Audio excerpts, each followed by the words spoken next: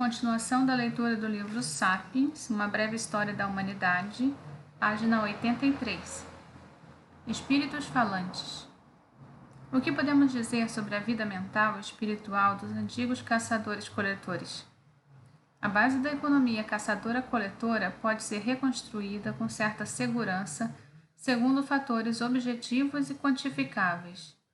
Por exemplo, podemos calcular quantas calorias por dia uma pessoa precisava para sobreviver, quantas calorias eram obtidas de 1 kg de nozes e quantas nozes podiam ser colhidas em 1 km² de floresta. Com esses dados, podemos fazer uma estimativa fundamentada da importância relativa das nozes em sua dieta. Mas eles consideravam as nozes uma iguaria ou um alimento trivial?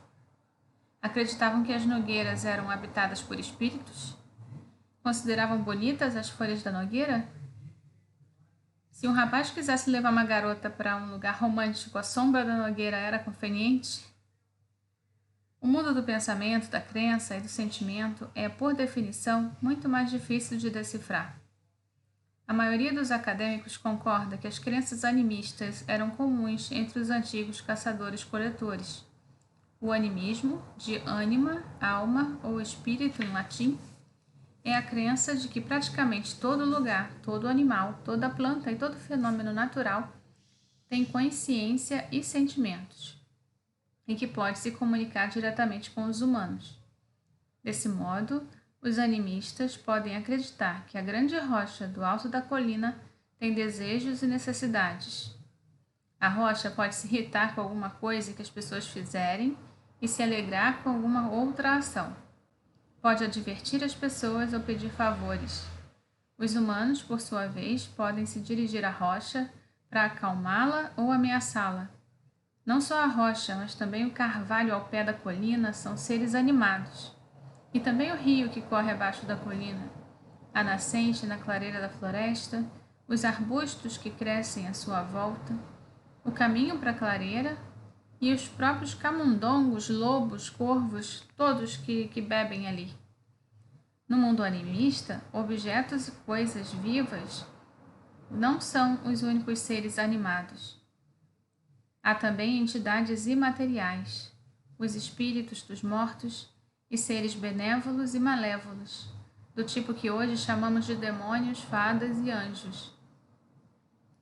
Os animistas acreditam que não existe barreira entre os humanos e os outros seres.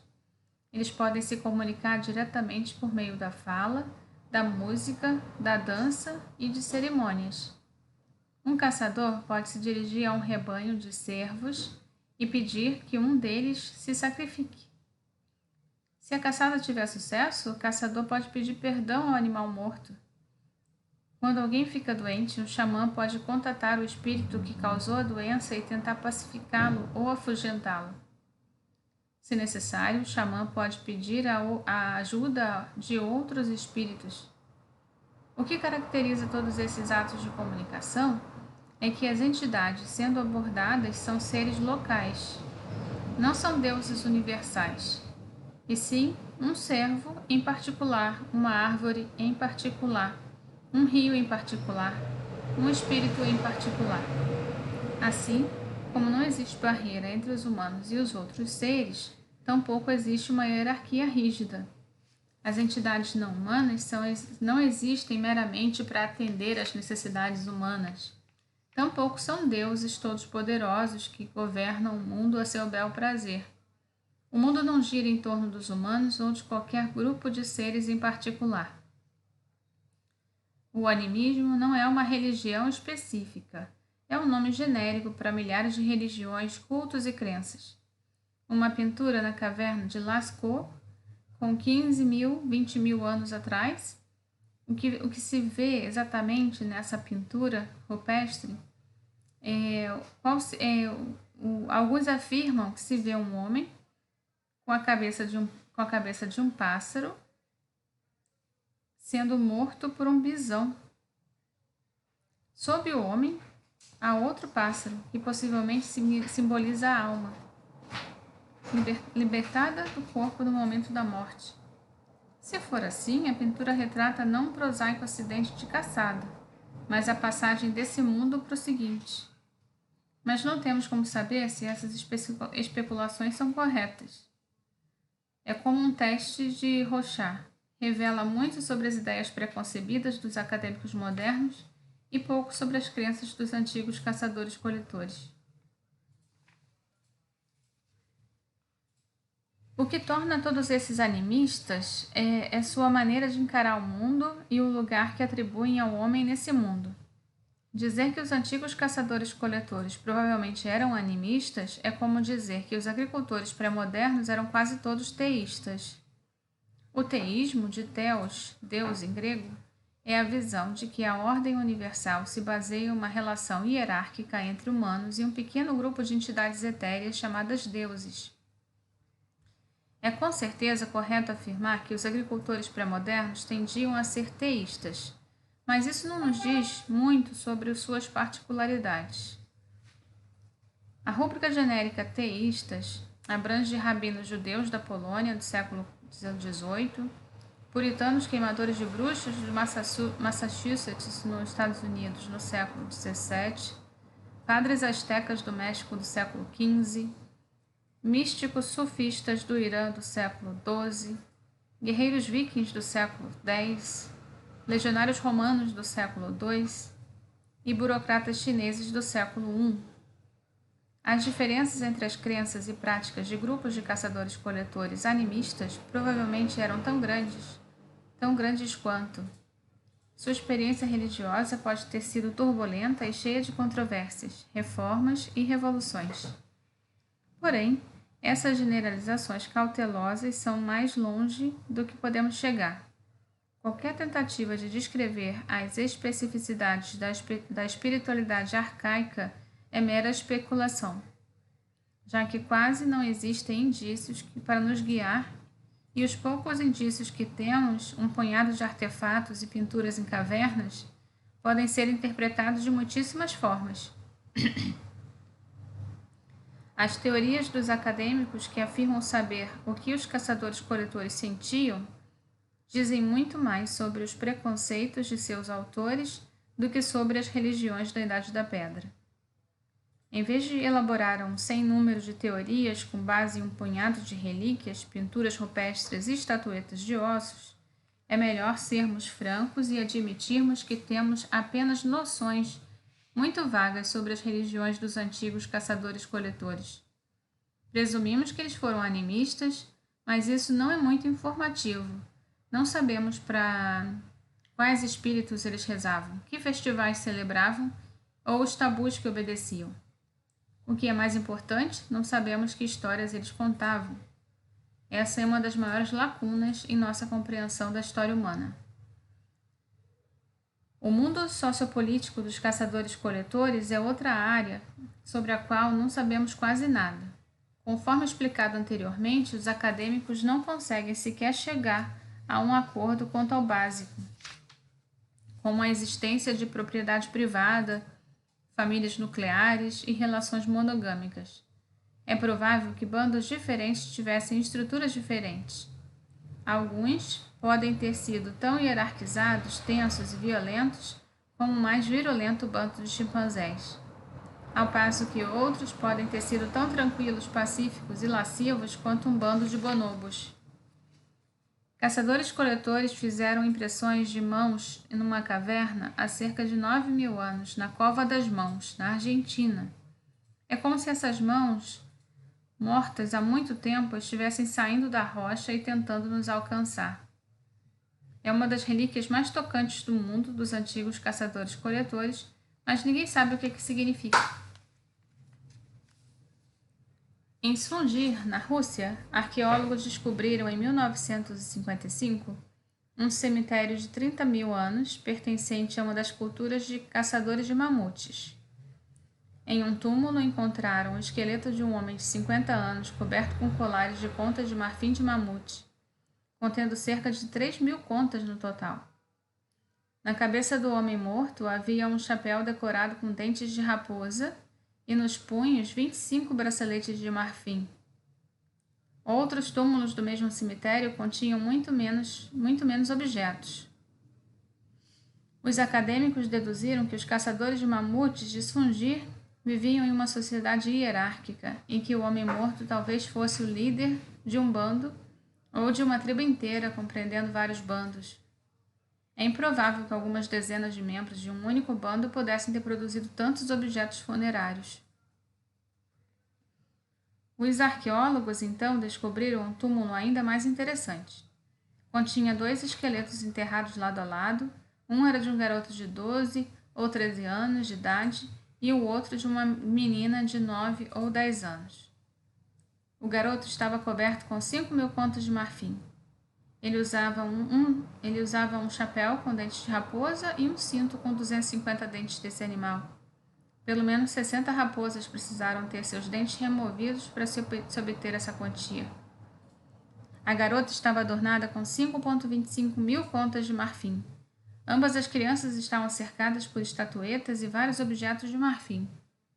Um artesão ou artesã habilidoso provavelmente precisaria de uns 45 minutos para preparar uma única conta de marfim.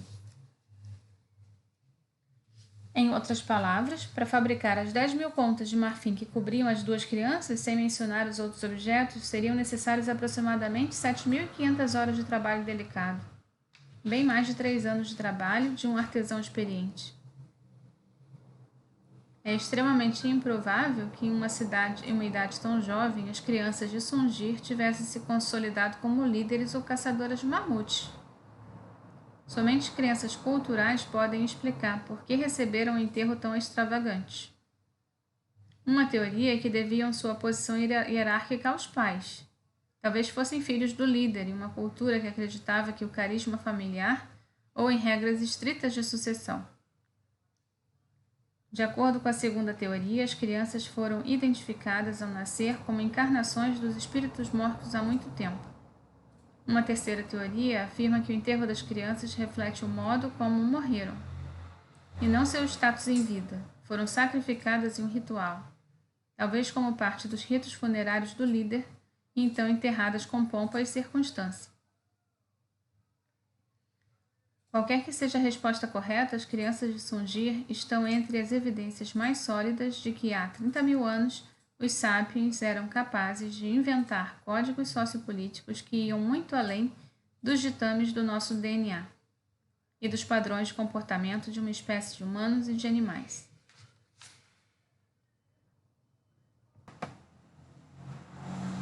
Paz ou guerra? Finalmente há a questão delicada do papel da guerra nas sociedades de caçadores-coletores. Alguns acadêmicos imaginam as antigas sociedades de caçadores-coletores e argumentam que a guerra e a violência só surgiram com a Revolução Agrícola, quando as pessoas começaram a acumular propriedade privada. Outros estudiosos sustentam que o mundo dos antigos caçadores-coletores era excepcionalmente cruel e violento. Ambas as escolas de pensamento são castelos no ar, conectados à Terra pelo fio tênue de restos arqueológicos escassos e observações antropológicas dos caçadores-coletores de nossos dias. As evidências arqueológicas são intrigantes, mas muito problemáticas. Os caçadores-coletores de hoje vivem principalmente em áreas isoladas e inóspitas, como o Ártico ou o Kalahari, onde a densidade populacional é muito baixa e as oportunidades de lutar com outras pessoas são limitadas. Além disso, nas gerações recentes, os caçadores-coletores têm sido cada vez mais submetidos à autoridade dos estados modernos, que evitam a eclosão de conflitos em grande escala. Estudiosos europeus tiveram apenas 2 oportunidades de observar populações grandes e relativamente densas de caçadores-coletores independentes, no noroeste da América do Norte no século XIX e no norte da Austrália durante o século XIX e no início do século XX. Tanto as culturas ameríndias quanto as aborígenes australianas testemunharam frequentes conflitos armados. É discutível, porém, se isso representa uma condição atemporal ou o impacto do imperialismo europeu. As descobertas arqueológicas são escassas e opacas. Que pistas reveladoras podem restar de qualquer guerra acontecida há dezenas de milhares de anos? Não havia muros nem fortificações na época, nem bombas de artilharia ou mesmo espadas e escudos. Uma ponta de lança antiga pode ter sido usada na guerra, mas também pode ter sido usada para caçar. Ossos humanos fossilizados são igualmente difíceis de interpretar. Uma fratura poderia indicar uma ferida de guerra ou um acidente. A ausência de fraturas e cortes em um esqueleto antigo tampouco é prova conclusiva de que a pessoa a quem o esqueleto pertenceu não sofreu uma morte violenta. As mortes podem ter sido causadas com trauma de tecidos moles, que não deixa marca nos ossos. O que é ainda mais importante, durante as guerras pré-industriais, mais de 90% das mortes ocorriam por fome, frio e doença, e não por armas. Imagine que há 30 mil anos uma tribo derrotou a tribo vizinha e a expulsou dos cobiçados terrenos propícios para caça e coleta. Na batalha decisiva, 10 membros da tribo derrotada foram mortos. No ano seguinte, outra centena de membros da tribo perdedora morreu de fome, frio e doença. Os arqueólogos que se depararam com esses 110 esqueletos poderiam concluir facilmente que a maioria foi vítima de algum desastre natural. Como poderíamos afirmar que todos eles foram vítimas de uma guerra impiedosa? Devidamente alertados, podemos agora nos voltar para as descobertas arqueológicas. Em Portugal, realizou-se um levantamento de 400 esqueletos no período imediatamente anterior à Revolução Agrícola. Apenas 2 esqueletos apresentaram marcas nítidas de violência. Um levantamento similar de 400 esqueletos no mesmo período em Israel revelou uma única fratura em um único crânio que poderia ser atribuída à violência humana. Um terceiro levantamento de 400 esqueletos de vários sítios pré-agrícolas no Vale do Danúbio encontrou indícios de violência em 18 esqueletos. 18 em 400 pode não parecer muito, mas na verdade é um percentual muito alto. Se todos os 18 realmente foram mortos de forma violenta, significa que cerca de 4,5% das mortes do antigo Vale do Danúbio foram causadas por violência humana. Hoje, a média global é de apenas 1,5%, considerando guerras e crimes. Durante o século XX, apenas 5% das mortes humanas resultaram de violência humana. E isso em um século que viu as guerras mais sangrentas e os maiores genocídios da história. Se essa descoberta for representativa, o antigo Vale do Danúbio foi tão violento quanto o século XX. As descobertas deprimentes sobre o Vale do Danúbio são corroboradas por uma sequência de descobertas igualmente deprimentes em outras regiões. Em Jabal Sarraba, no Sudão, descobriu-se um cemitério de 12 mil anos contendo 59 esqueletos. Pontas de flecha e de lança foram encontradas incrustadas ou caídas perto dos ossos de 24 esqueletos, 40% dos encontrados. O esqueleto de uma mulher revelou 12 ferimentos. Na caverna de Ofné, na Baviera, os arqueólogos descobriram os restos de 38 caçadores-coletores, em sua maioria mulheres e crianças, que foram atirados em 2 valas. Metade dos esqueletos, incluindo alguns de crianças e bebês, apresentava claros sinais de ferimentos por armas humanas, como porretes e facas. Os poucos esqueletos pertencentes a homens mais maduros tinham ainda piores marcas de violência. É muito provável que um bando inteiro de caçadores-coletores tenha sido massacrado em Ofnet. O que representa melhor o mundo dos antigos caçadores-coletores? Os esqueletos pacíficos de Israel e de Portugal, ou os matadouros de Jabal Sarraba e Ofné? A resposta é nenhum nem outro. Assim como os caçadores-coletores apresentavam uma ampla gama de religiões e estruturas sociais, também provavelmente apresentavam diferentes índices de violência.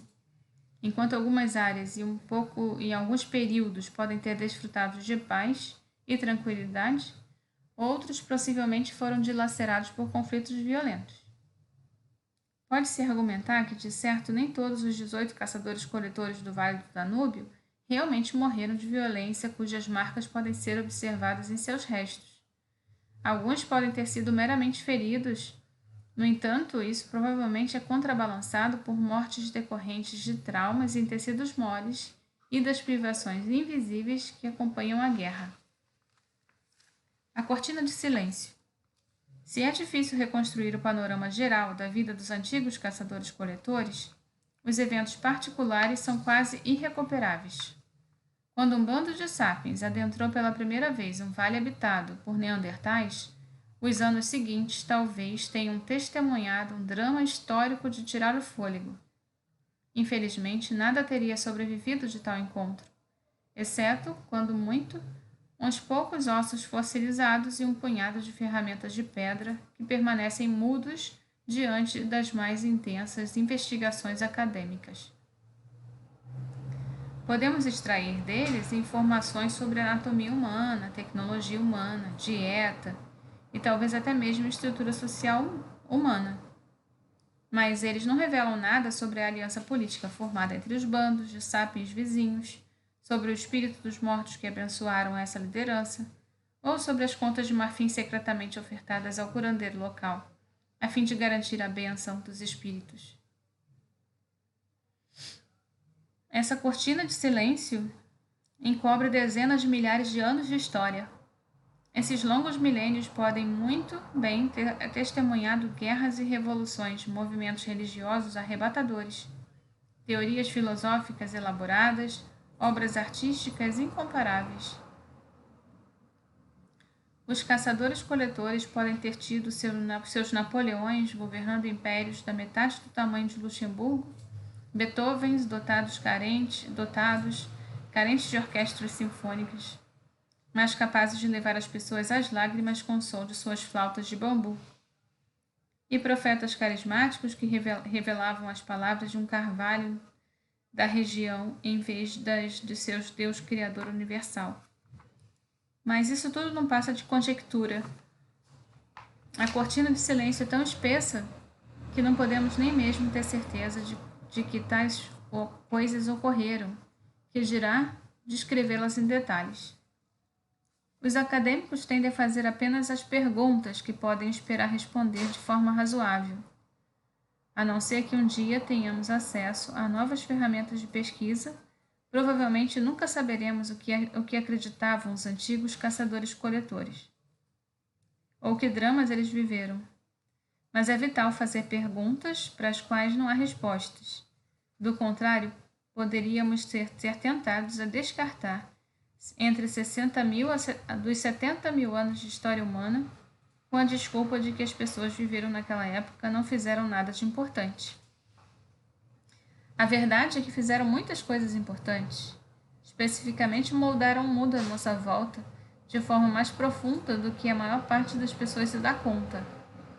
Os peregrinos que visitam a tundra siberiana, os desertos da Austrália Central e a floresta tropical amazônica acreditam que adentraram paisagens inexploradas, praticamente intocadas por mãos humanas. Mas isso é uma ilusão. Os antigos caçadores-coletores estiveram lá antes de nós e provocaram mudanças drásticas, mesmo nas florestas mais densas e nos desertos mais desolados.